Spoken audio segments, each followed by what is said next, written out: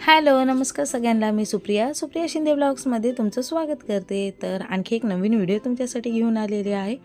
तर आजच्या व्हिडिओमध्ये आपण पाहणार आहेत ही जी चपातीची आपली टोकरी असते, म्हणजे आमच्या इकडे तर ह्याला दुरडी म्हणतात, तुमच्या इकडे काय म्हणतात मला कमेंटमध्ये सांगा. तर ही काय होते, आपण सारखं चपात्या याच्यामध्ये ठेवल्याबद्दल चपातीचं तेल ह्याला लागून ही अशी काळी होते आणि त्याच्यावर पूर्ण तेलकटपणा चढतो. तर त्याच्यासाठी करायचं काय आहे, जवळपास मी इकडे अर्ध पातेलं पाणी गरम करून घेतलेलं आहे आणि इकडे मी डिशवॉशर लिक्विड टाकते. तुम्ही कोणतंही यूज करू शकता. तुम्ही जे भांडे घासतात त्याचं पण लिक्विड यूज करू शकता किंवा आपले जे कपड्यांचे पावडर, वॉशिंग पावडर असतात ते पण यूज करू शकतात. तर गरम पाण्यामध्ये मी आधी इकडे लिक्विड घालून घेतलेलं आहे आणि थोडंसं पाणी गरम करून घ्यायचं आहे. लिक्विड घातल्याच्या नंतरनं बघू शकता तुम्ही, मी एक उकळी येतोपर्यंत पाणी गरम करून घेतलेलं आहे.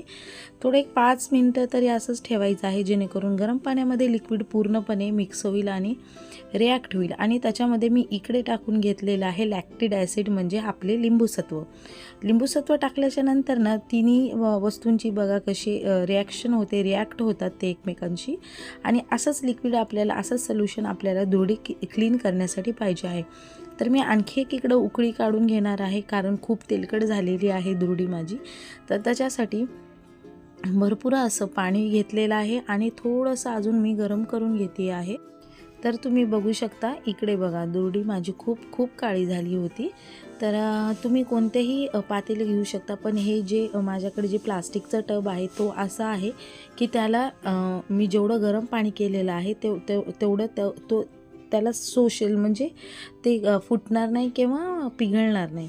तर तुमच्याकडे दुसरं काय अवेलेबल असेल तर तुम्ही घेऊ शकता, पण असं खोलगटच बादलीमध्ये वगैरे क्लीन करता नाही येणार आहे. आणि नंतर ना हे जे पूर्ण आपण बनवलेलं आहे मिश्रण, ते ह्या टोकरीवर किंवा दुरडीवर असं घालून घ्यायचं आहे, जेणेकरून खालच्या आणि वरच्या बाजूला दोन्हीकडेही गरम पाणी लागेल, दोन्हीकडेही ते लिक्विड लागेल आणि दुरडी क्लीन व्हायला मदत होईल. तर एक 5 ते 10 मिनटं मी असंच ठेवले होते ह्याला.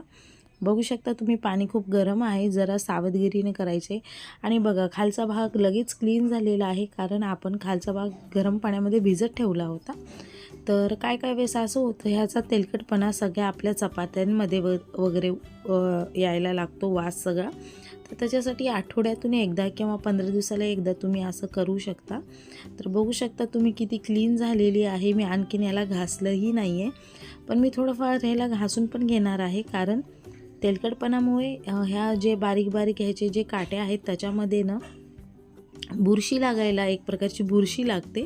तर त्याच्यासाठी ब्रशच्या साहाय्यानं मी ह्याला क्लीन करणार आहे. अजून 5 मिनटं ठेवलेले आहेत, जेणेकरून ह्याच्यातले जे छोटे मोठे जंतू वगैरे आहेत, बॅक्टेरिया जे आहेत ते मरून जातील, व्यवस्थित क्लीन होईल आपली दुरडी.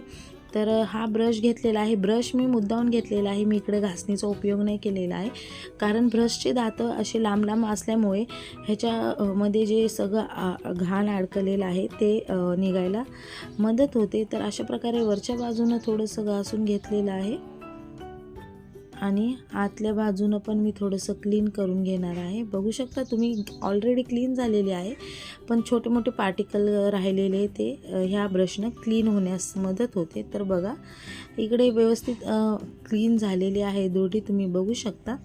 आणि ह्याला आता एक स्वच्छ पाण्याने धुवून घेते मी. आधी प्यायच्या पाण्याने स्वच्छ धुवून घेतलेलं आहे. जरा गरम असल्यामुळे जरा थंड करण्यासाठी मी आधी वरतून पाणी वतलेलं आहे. आणि तुम्ही पाहू शकता सगळं आपलं लिक्विडचं पाणी खाली पातेल्यामध्ये जमा होते.